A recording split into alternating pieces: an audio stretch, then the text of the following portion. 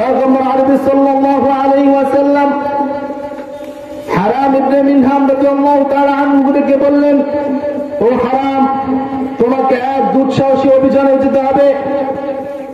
আমার পক্ষ থেকে মদিনার সবচেয়ে বড় দুরাচার আমির ইবনে তুফাইলের কাছে দাওয়াত সম্বলিত একটি চিঠি পৌঁছে দিতে হবে। হারাম ইবনে মিনহাম রাদিয়াল্লাহু তাআলা আনহু বলেন, ওগো পয়গম্বর, আপনার গোলাম হাজির। হারাম ইবনে মিনহাম রাদিয়াল্লাহু তাআলা আনহু তার দুইজন সঙ্গীকে নিয়ে আমির ইবনে তুফাইলের কাছে রওনা করলেন। যখন আমির ইবনে তুফাইলের বাসার কাছে পৌঁছে গিয়েছিলেন, হারাম ইবনে মিনহাম রাদিয়াল্লাহু তাআলা আনহু তার সঙ্গীদেরকে ডেকে বলেন, ও আমার সঙ্গীরা, তোমরা নিরাপদ দূরত্বে অবস্থান করো, কারণ এই আমির ইবনে তুফাইল বড় দুরাচার, বড় দুষ্টবাজি।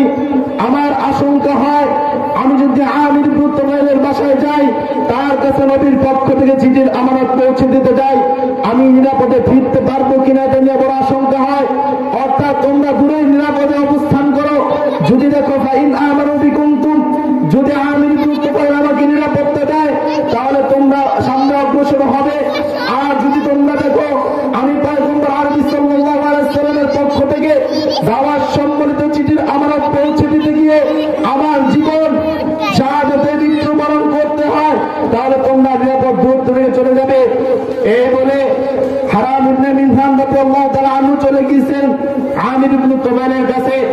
তার কাছে গিয়ে বললেন, ও আমির ইবনে তুফাইল, আমি তোমার দরবারে ঢোকার প্রবেশ করার অনুমতি চাচ্ছি।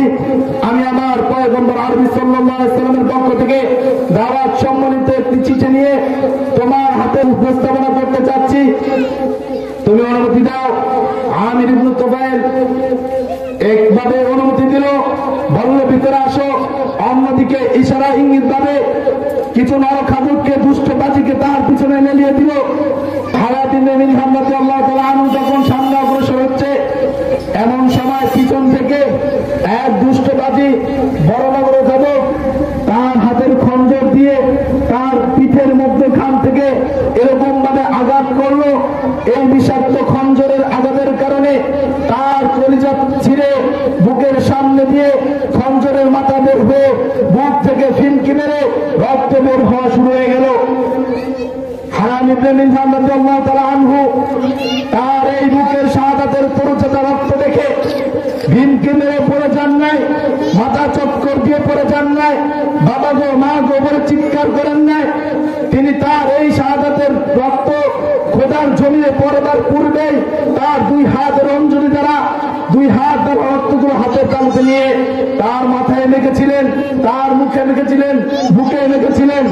আর আসমানের দিকে হাত তুলে এই কথা বলেছিলেন, ফুস্তু রাব্বিল কাবা, ও দুনিয়ার ভিতর কাপুরুষ, আজ তুমি সফলতা খুঁজতেছো, বিশাল ইমারত নির্মাণ করতে পারলে তুমি সফল ভাবতেছো, তুমি ধন সম্পদের মালিক হলে সফল ভাবতেছো, তুমি এরকম সম্মান মান মর্যাদা পদ পদবীর জন্য বেগুন হয়ে গিয়েছো, তুমি ভাবতেছো এগুলো পেলেই তুমি কামিয়াব হয়ে যাবে, সফল হয়ে যাবে।